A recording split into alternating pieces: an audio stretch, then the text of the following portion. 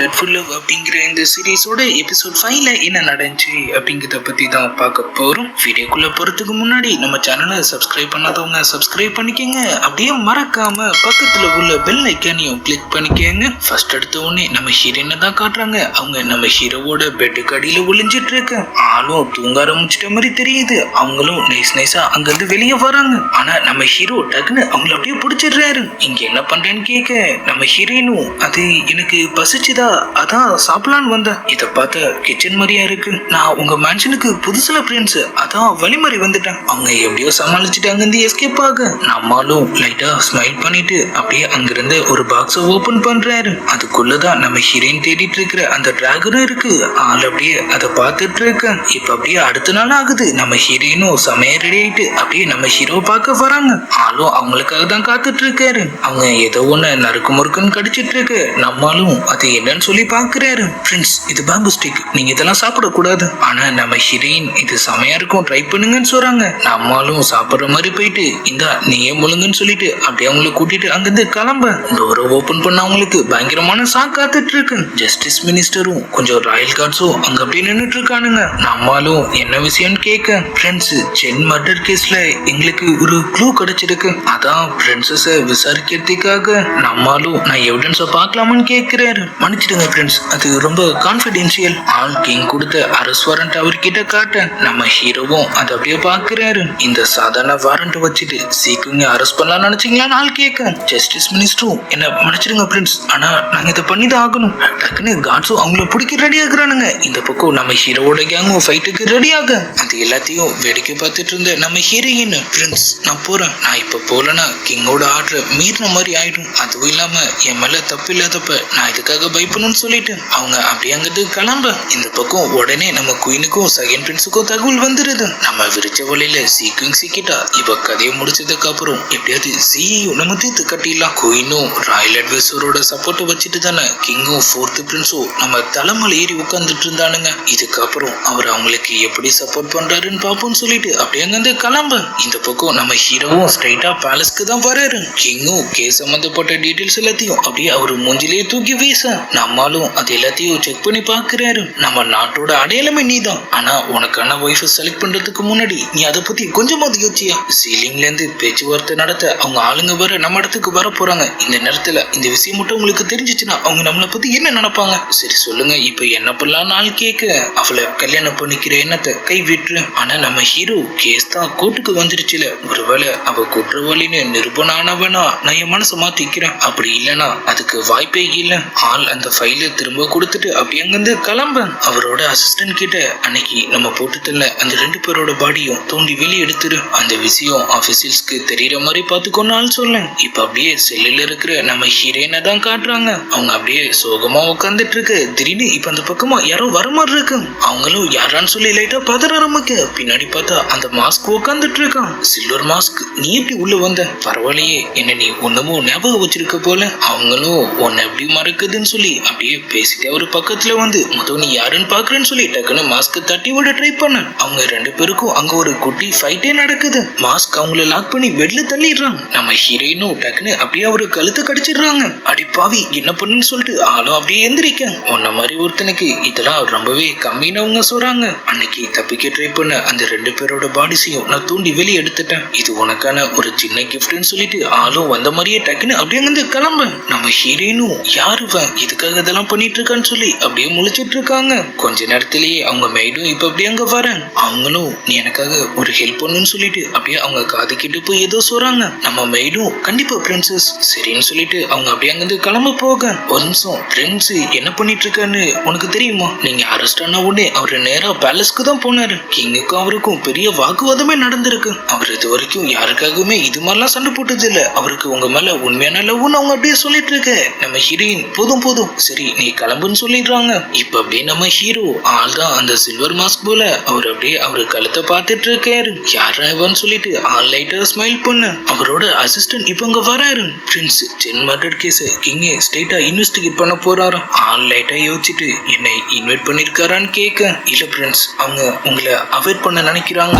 ஆளும் அடுத்து என்ன பண்ணலான்னு சொல்லி அப்படியே யோசிச்சுட்டு இருக்கு. இப்ப அப்படியே அடுத்த நாளும் ஆகுது. சபையை கூட்டி கிங் உட்கார்ந்துட்டு இருக்காரு. குற்றவாளியா நம்ம ஹீரோயினையும் சியையும் அப்படியே அங்க இழுத்துட்டு வராங்க. எவ்வளவுக்கும் சேர்த்துதான் ஸ்கெட்ச் போட்டிருக்காங்களான்னு சொல்லி நம்ம ஹீரோயினும் அப்படியே அவங்கள பார்க்க, ஜஸ்டிஸ் மினிஸ்டரும் உங்களுக்கு கடைசியா ஒரு வாய்ப்பு தரும். உங்க குற்றத்தை நீங்களே ஒத்துக்கிட்டீங்கன்னா அரசு உங்களுக்கு குறைஞ்சபட்ச தண்டனை கொடுப்பாரு. ஆனா நம்ம ஹீரோயின் நான் எந்த தப்புமே பண்ணலங்கிறப்ப நான் இதை ஒத்துக்கணும் அப்படியே விஷயம் சொல்லிட்டு கிங்கும் அவங்கள கூப்பிடுங்கன்னு சொல்ல, என்னோட அப்பா அம்மா 2 பேரும் கதறிட்டு அப்படியே அங்க வராங்க. கிங் என் பையனோட சாவுக்கு நீங்க தான் நியாயம் வாங்கி தரணும். அவனை அநியாயமா இந்த ராயல் அட்வைசரோட ஃபேமிலி தான் கொண்டு இருக்காங்க. ஜஸ்டிஸ் மினிஸ்டரும் ஆதாரம் இருக்கான்னு கேட்க, அன்னைக்கு அவங்க சென் கிட்ட இருந்து எழுதி வாங்கின அந்த லெட்டரை அவங்க தராங்க. கிங்கும் அதை வாங்கி அப்படியே பாக்குறாரு.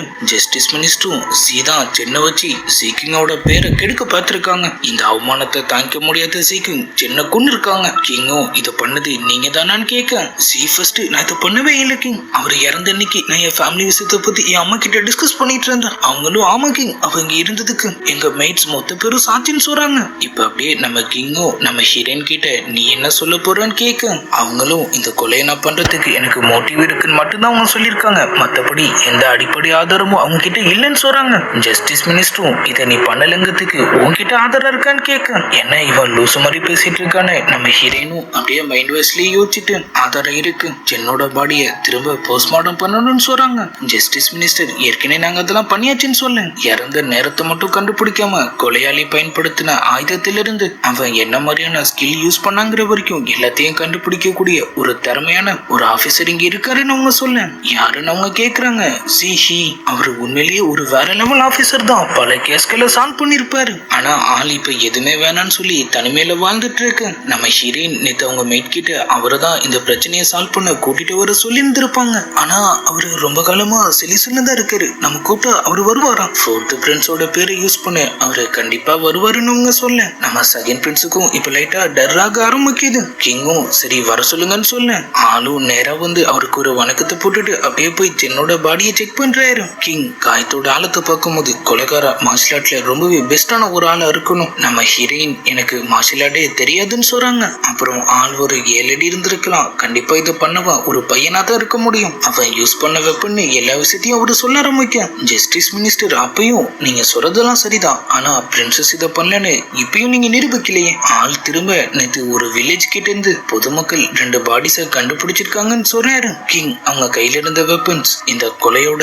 பர்ஃபெக்டா மேட்ச் ஆகுது. அப்புறம் அவங்க 2 பேரும் சாதாரண ஆளுங்க இல்ல, நான் அதை பத்தி ஏற்கனவே ஜஸ்டிஸ் மினிஸ்ட்ரியில கம்ப்ளீட் பண்ணிட்டேன்னு ஆள் சொல்ல, கிங்கும் அது என்ன விஷயம்னு கேட்கிறாரு. கிங் அது வந்து அவங்க நம்ம பேலஸோட லோ லெவல் கார்ட்ஸ். என்னது நம்ம பேலஸை சேர்ந்தவங்களா? அவங்கள யார் அனுப்பி வச்சது? என்ன மன்னிச்சிடுங்க கிங் எனக்கு தெரியாதுன்னு சொல்லி ஆள் கதற ஆரம்பிக்க, அவங்க கார்ட்ஸுக்கு இன்சார்ஜா இருக்கிற இன்னொரு மினிஸ்டர் கிட்ட ஆள் இதை பத்தி கேட்கிறாரு. கிங் இதை பத்தி எனக்கு எதுவுமே தெரியாது. கார்ட்ஸ் காணாம போன விஷயம் நேத்து தான் எனக்கு தெரிய வந்துச்சு. இந்த விஷயம் உங்களுக்கு தெரிஞ்சா நீங்க கோவப்படுவீங்கன்னு சொல்லி நான் தான் மறைச்சிட்டேன். ஆளும் கடுப்பாயிட்டு இந்த அளவுக்கு அலட்சியமா இருப்பீங்கன்னு சொல்லி ஃபர்ஸ்ட் அந்த மினிஸ்டர் டீப்ரமோட் பண்ண, இப்ப அப்படியே நம்ம ஜஸ்டிஸ் மினிஸ்டர் எந்த ஒரு அடிப்படை ஆதாரமும் இல்லாம கேஸ முழுசா விசாரிக்காம நீ பிரின்சஸ் மேலேயே பழி போட்டிருக்க, இவனை வேலையில இருந்து தூக்குங்கன்னு ஆள் சொல்ல, செயல நின்னு அது எல்லாத்தையும் பார்த்துட்டு இருக்கிற நம்ம பவுண்டரி ஹண்டர்ஸ் தான் காட்டுறாங்க.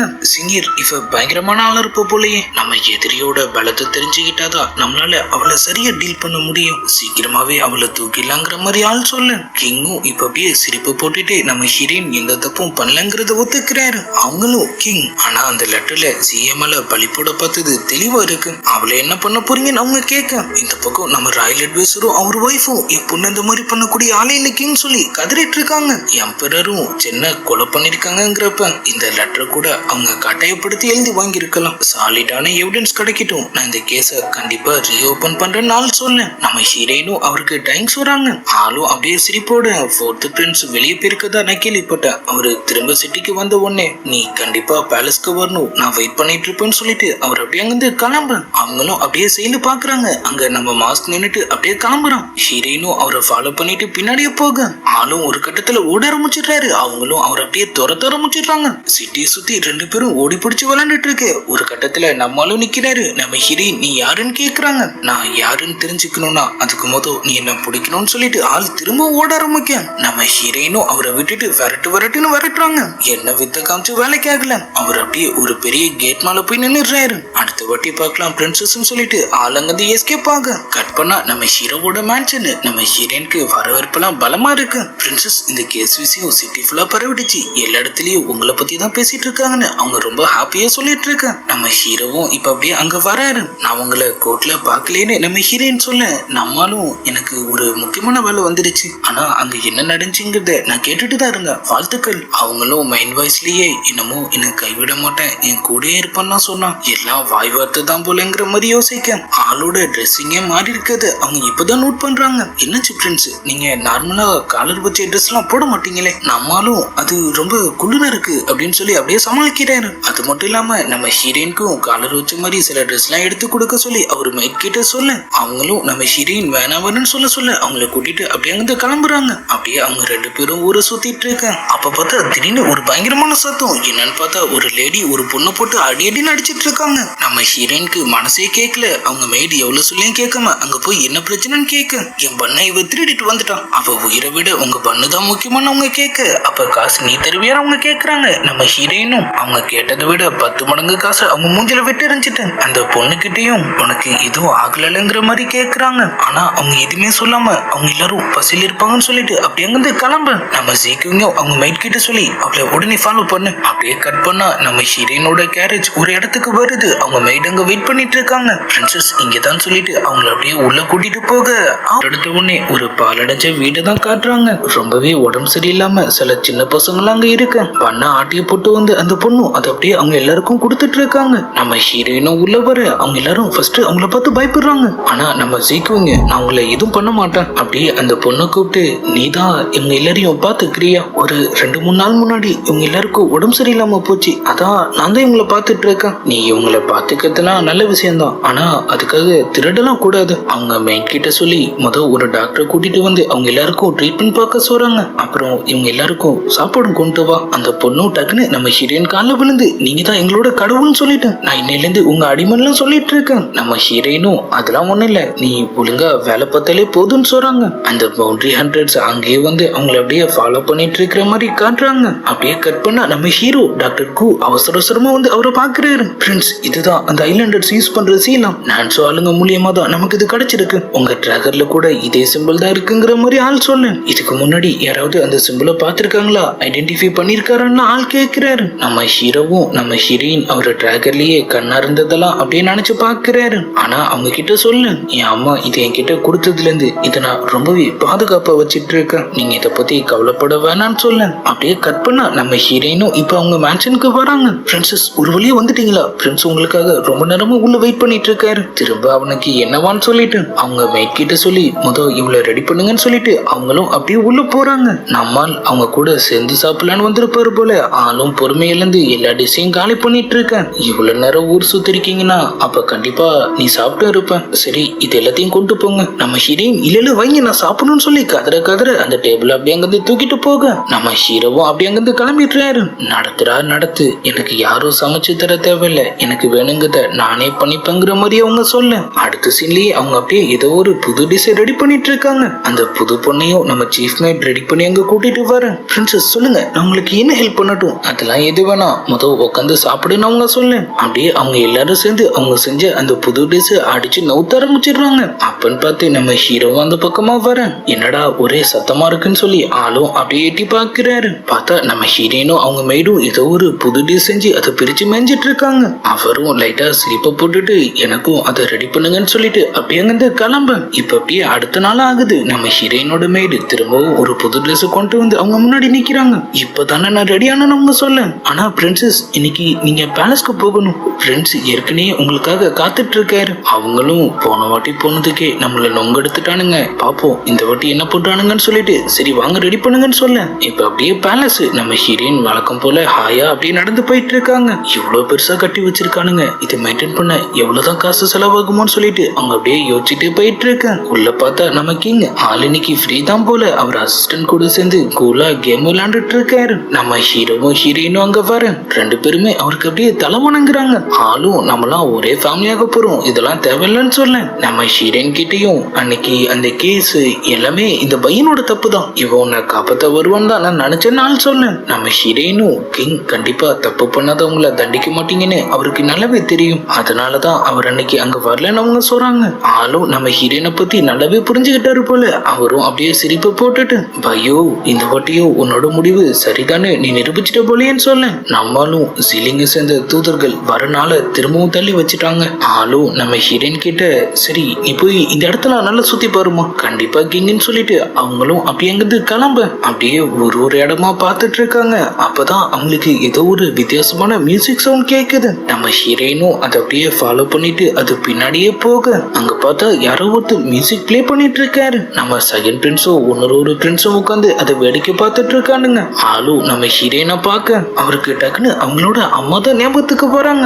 அவரும் மைண்ட் வாய்ஸ்லயே மாஸ்டர்னு சொல்ல நம்ம லாங்யான் கான்டினென்ட்லயே லியோவோட இசை அடிச்சுக்க ஆளே இல்லைன்னு சொல்லி அவங்க ரெண்டு பேரும் பேசிட்டு இருக்கானுங்க. செகண்ட் பிரின்ஸும் அப்படியே அவனோட விசிறியை ஓபன் பண்றான். அதுல இருந்த வித்தியாசமான டிசைனை பார்த்த உடனே நம்ம ஹீரோயினுக்கு டக்குன்னு ஞாபகம் வருது. அன்னைக்கு சின்ன போட்டு தள்ள அந்த அசிஸ்டன்ஸ் அவங்க மாஸ்டர் கிட்ட போய் ரிப்போர்ட் பண்ணும்போது அவன் கையிலயும் இதே மாதிரி ஒரு விசிறி தான் இருந்திருக்கும். அவங்களும் கொஞ்சம் கொஞ்சமா அப்படியே அவன் பக்கத்துல வந்துட்டு இருக்க டக்குன்னு அங்க வந்து நம்ம ஹீரோ அவங்கள தடுத்துடுறாரு. அங்க இருந்த அந்த இன்னொரு பிரின்ஸும் வா பையோ வந்து இந்த மியூசிக்கை என்ஜாய் பண்ணு, ஆனா நம்ம ஹீரோ உங்க டேஸ்ட் ரொம்ப யூனிக்கா இருக்கு, நீங்களே இதை என்ஜாய் பண்ணுங்கன்னு சொல்லிட்டு ஆள் அப்படியே அங்கிருந்து கிளம்ப நம்ம ஹீரோயின் நான் தெரியாம தான் அந்த பக்கம் போயிட்டேன்னு சொல்றாங்க. நான் சொல்றத நல்லா கேட்டுக்கோ, பரிச்சன் விஷயத்துல நீ இனிமே என்னைக்குமே தலையிடக்கூடாது. நம்ம ஹீரோயினும் இப்ப எதுக்கு கத்துறீங்கன்னு கேட்க நம்மளும் டக்குன்னு அப்படியே கூல் ஆயிட்டு ஓ நல்லதுக்காக தான் சொல்றேன், பரிச்சன் விஷயத்துல இனிமே தலையிடாதங்கிற மாதிரி சொல்ல அவங்களும் கோச்சிட்டு அப்படியே அங்கிருந்து கிளம்புறாங்க. அந்த ஒன்னொரு பிரின்ஸ் நான் அன்னைக்கு அவனுக்கு சரக்கூத்தி அவனை மட்டையாக்குனத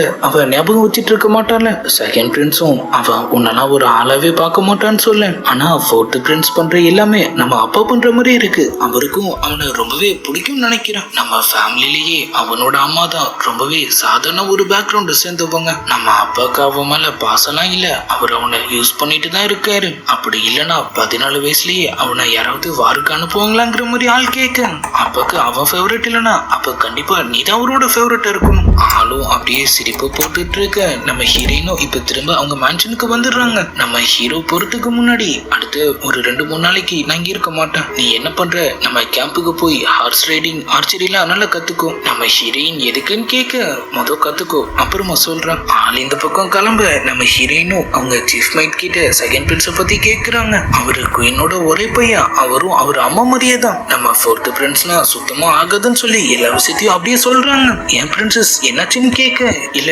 சும்மா தான் கேட்டேன், ஆனா அவங்க மண்டை ஃபுல்லா அன்னைக்கு அவன் சின்ன போட்டு தள்ளது அவங்க இந்த பிரச்சனையில மாட்டேங்குதுன்னு சொல்லி அந்த விஷயம் தான் ஓடிட்டு இருக்கு. சீக்குயின் நீ கவலைப்படாத, உன்னை யார் இப்படி பண்ணியிருந்தாலும் சரி நான் கண்டிப்பா அவங்கள பழி வாங்கி எத்திடுவேன். அவங்க புதுமைடு அவங்களுக்காக புதுசா சூப் செய்ய கத்துக்கிட்டதாவும் அதை வந்து அவங்கள ட்ரை பண்ண சொல்லியும் கூப்பிடுறாங்க. ஆனா நம்ம ஹீரோயின் இப்ப சாப்பிடறதுக்குலாம் எனக்கு டைம் இல்ல, சீக்கிரமா பொருள் எல்லாத்தையும் எடுத்துவங்க நம்ம கேம்புக்கு போகணும்னு சொல்ல கட் பண்ணா அடுத்த சீன் நம்ம ஹீரோவோட கேம்ப் தான். அந்த புதுமைடும் நம்ம ஹீரோயினும் அப்படியே அந்த இடத்தெல்லாம் சுத்தி பார்த்துட்டு இருக்க நம்ம சீஃப் மேடு பிரின்ஸ் இங்கதான் ட்ரைனிங் எடுப்பாரு, இது எல்லாமே நம்ம ஆளுங்க தான் சொல்றாங்க. ஆனா ஒண்ணுமே உங்களை வரவேற்க யாருமே இங்க வரல. நேரா அங்க இருந்த ஒருத்தன் கிட்ட போயிட்டு கமாண்டர் சி எங்கன்னு அவங்க கேட்க ஆள் அப்படியே ஆசையாம சில மாதிரி நின்னுட்டு இருக்கான். நம்ம சீஃப் மேடுக்கு சம காண்டாகுது. அங்கிருந்து இன்னொரு சோல்ஜர் கிட்டையும் கேக்குறாங்க, அவனும் அப்படியே நின்னுட்டு இருக்க அவங்களும் கமாண்டர் சி சீன்னு சொல்லி கத்துன்னு கத்துறாங்க. ரொம்ப நேரம் கழிச்சு ஆளும் இப்ப அப்படியே அவன் கேங்கோட உள்ள வரான். பிரின்சஸ் வராங்கன்னு உனக்கு நேத்து தகவல் கொடுத்தாச்சுல, அவங்கள வரவருக்கு நீ வர மாட்டியா? பிரின்சஸா எனக்கு தெரிஞ்சு நம்ம ஊர்ல பிரின்ஸுக்கு மேட்சா யாருமே கிடையாது, யாரோ ஒரு பொண்ணை கூட்டிட்டு வந்து பிரின்சஸ் சொன்னா என்னால எப்படி ஏத்துக்க முடியும்? உனக்கு என்ன திமிரு, என்னால உன்னை எதுவும் பண்ண முடியாதுன்னு நினைச்சியான்னு அவங்க கேட்க இது ஒன்னும் மேன்ஷன் இல்ல, உன் பவரை இங்க காட்டாதுங்கிற மாதிரி சொல்லிட்டு ஆள் அங்கிருந்து ஒரு சோல்ஜரை அப்படியே வர சொல்றான். பிரின்சஸ்க்காக ஒரு குதிரையும் ஒரு வில்லம்பையும் ரெடி பண்ணி கொடு, கத்துக்க தானே இங்க வந்திருக்காங்க, கத்துக்க சொல்லுன்னு சொல்லிட்டு ஆளும் அப்படியே அங்கிருந்து கிளம்ப சீஃப் மேடும் அவனை போட்டு கத்துன்னு கத்திட்டு நேரா நம்ம ஹீரோயின் கிட்ட வராங்க. பிரின்சஸ் நீங்க ஒன்னும் கோவப்படாதீங்க, பிரின்ஸ் மட்டும் திரும்ப வரட்டும், இவன் பண்ணதெல்லாம் சொல்லி நான் அவனுக்கு கண்டிப்பா பனிஷ்மெண்ட் வாங்கி தரேன். ஆனா நம்ம ஹீரோயின் அதெல்லாம் பெருசா எடுத்துக்கிட்ட மாதிரியே தெரியல, பரவாயில்லன்னு சொல்லிட்டு அவங்க அப்படியே அங்கிருந்து கிளம்ப நேரா அவங்க தங்கத்துக்கான ஒரு இடம் தான். நம்ம சீஃப் மேட் அவங்களுக்காக சோல்ஜர்ஸ் எல்லாரையும் அடிச்சு துரத்திட்டு ரெடி பண்ணிருக்காங்க. நம்ம ஹீரோயினும் அப்படியே உள்ள போய் செட்டில் ஆக கமாண்டர் சி உங்களுக்கு ட்ரைனிங் கொடுக்கலனாலும் நம்ம கண்டிப்பா ஏதாவது கத்துக்கணும், இல்லைன்னா பிரின்ஸ் கண்டிப்பா கோவப்படுவாருங்கிற மாதிரி அவங்க சொல்ல நம்ம ஹீரோயின் அதெல்லாம் நான் பாத்துக்கிறேன்னு சொல்லிட்டு அவங்க காதுல வேற ஏதோ ஒரு விஷயத்த சொல்றாங்க. சரி சீக்கிரமா போய் ரெடி பண்ணுன்னு சொல்ல இப்ப அப்படியே நைட்டும் ஆகுது. ஒரு கேரேஜ் எடுத்துட்டு நம்ம ஹீரோயின் அந்த பசங்களை தான் பார்க்க போறாங்க. அவனுங்களும் அப்படியே ஜாலியா ஓடி வந்து அவங்க கொண்டு வந்த சாப்பாடு எல்லாத்தையும் சாப்பிட்டுட்டு இருக்க. இன்னைக்கு நான் எதுக்காக உங்களை பார்க்க வந்தேன்னு தெரியுமா? ஆளாளுக்கு சாப்பாடு கொடுக்கவா எங்களுக்கு ட்ரீட்மெண்ட் பார்க்கவான்னு சொல்லி கேட்கறானுங்க. இல்ல உங்களுக்கு ட்ரைனிங் கொடுக்க. உங்க ஸ்கில்ஸை நீங்க வளர்த்துக்கிட்டாதான் உங்களால இந்த உலகத்துல சர்வை பண்ண முடியுங்கிற மாதிரி அவங்க சொல்றாங்க. அவனுங்களும் நாங்க ரெடி ரெடின்னு சொல்ல. அப்ப சரி, அங்க இருக்கு பாத்தீங்களா அந்த மலை மேல நீங்க எல்லாரும் வேகமா ஏறிட்டு திரும்ப வேகமா கீழே வரணும். ஒரு டைத்தையும் கொடுத்து அதுக்குள்ள நீங்க வந்தா வின்னு சொல்ல. அவனுங்களும் நாங்க ரெடி ரெடின்னு சொல்லி கத்திட்டு அப்படியே அங்கிருந்து ஓட ஆரம்பிச்சிடுறானுங்க. அந்த புதுமேடு நீங்க இவங்களையும் மேன்ஷன்ல சேர்த்துக்க போறீங்களான்னு கேட்க, இல்ல நான் இவங்களை ஒரு கிராப்ஸா ஃபார்ம் பண்ண போறேன் அப்படின்னா என்னன்னு சொல்லி அவங்க கேக்குறாங்க. அவங்க ஒரு குழு, ஒருத்தருக்கு ஒருத்தர் ரொம்பவே நம்பிக்கையாவும் உறுதுணையாவும் இருப்பாங்க. தன்னை தானே பாதுகாத்துக்க கூடிய பலம் அவங்களுக்கு இருக்கும். அப்படி இருந்தாதான் நான் இல்லைனாலும் அவங்களால இங்க வாழ முடியும்னு அவங்க சொல்ல. டைமும் ஆயிட்டே இருக்கு. மேல பொண்ணு பசங்களும் வேக வேகமா அப்படியே கீழே ஓடி வர ஆரம்பிக்கிறானுங்க. நம்ம ஹீரோயினும் இன்னும் எவ்வளவு நேரம் இருக்குன்னு கேட்டுட்டு பழக்க தோஸ்துல அப்படியே வாட்ச பாக்குறாங்க.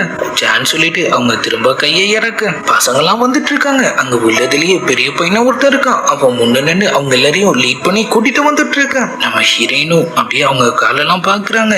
எல்லாரும் செருப்புன்னு ஏதோ ஒண்ணு பேருக்காவது போட்டிருக்காங்க. ஆனா அந்த பெரிய பையன் கிட்ட மட்டும் எதுவுமே இல்ல. அவங்க உன் பேரு என்னன்னு கேட்க டாபர்மேன்னு சொல்லி அந்த பசங்க எல்லாம் கத்துறாங்க. நம்ம ஹீரோயினும் லைட்டா சிரிச்சிட்டு இப்பல இருந்து உன் பேரு கூசி, அதாவது அவங்க ரியல் லைஃப்ல அவங்களுக்கு உறுதுணையா இருந்த அவங்க அசிஸ்டண்டோட பேரு. அப்படியே கட் பண்ணா நம்ம ஹீரோக்கு தகவல் வருது. பிரின்சஸ் வீட்ல இருக்காங்க, அப்படி இல்லைன்னா அந்த மவுண்டன் ஏரியால இருக்காங்க. அவங்க என்ன பண்றாங்கன்னு ஒண்ணுமே புரியலன்னு ஆள் சொல்ல. நம்ம ஹீரோவும் அவளை ஃபாலோ பண்ணுங்கன்னு சொல்றாரு. அவரும் அப்படியே அங்கிருந்து கிளம்ப. இந்த பக்கம் நம்ம ஹீரோயின் நல்லா அவங்க ரூம்ல படுத்து தூங்கிட்டு இருக்காங்க. சைட்ல பார்த்தா அந்த பவுண்டரி ஹண்டர்ஸ் அவங்கள ஃபாலோ பண்ணி இங்கேயும் வந்துட்டானுங்க போல. கையில ஒரு பாய்சனையும் ஆள் வச்சிருக்கான். சீனியர் பார்த்து நம்ம மேல பற்ற போகுது. நான் எவ்வளவு பெரிய பாய்சன் மாஸ்டர், என் பாய்சனை வச்சு நான் என்னைய அட்டாக் பண்ணி போனா கொஞ்ச நேரம் கம்முன்னு சொல்லிட்டு ஆள் அப்படியே அந்த பாய்சனை ஒரு ஸ்டால உறிஞ்சி அந்த அப்படியே அவங்க ரூம்குள்ள போட்டுட்டு இருக்கேன். நம்ம ஹீரோயின் உருள்றத பார்த்து ஸ்டாவை டக்குன்னு நூத்திடுறாரு. அதை மறந்துட்டு திரும்ப அந்த பாய்சனை அப்படியே ஊத ஆரம்பிக்க அது அப்படியே அவர் மேலேயே ஏறிக்குது.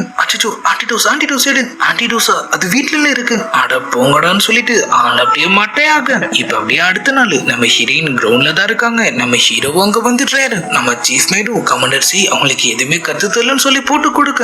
ஆனும் பிரின்ஸ் அவங்க ஸ்கில்ஸ் ரொம்பவே பின்தங்கி இருக்கு. நானே கத்து கொடுத்தாலும் கண்டிப்பா அவங்களால பெருசா ட்ரெயின் ஆக முடியாது. நம்ம ஹீரோயினும் உண்மைதான், எனக்கு இந்த விஷயத்துலலாம் பெருசா அனுபவம் இல்லைன்னு சொல்றாங்க. ஆனா நம்மால் கேட்கறதே இல்லை. பிரின்சஸ்க்கு ஒரு ஹார்ஸ் கொடுங்க, அவங்கள கூட்டிட்டு ஆள் அப்படியே அங்கிருந்து கிளம்பு. நம்ம சீஃப் கார்டும் பிரின்ஸோடும் அவங்க மேல கோமலம் இல்லை. அவங்க தனியா பேச போயிட்டு இருக்காங்க. வந்து உன்னை கவனிப்பாங்கன்னு சொல்லி கமாண்டரை பார்த்து கத்திட்டு இருக்காங்க.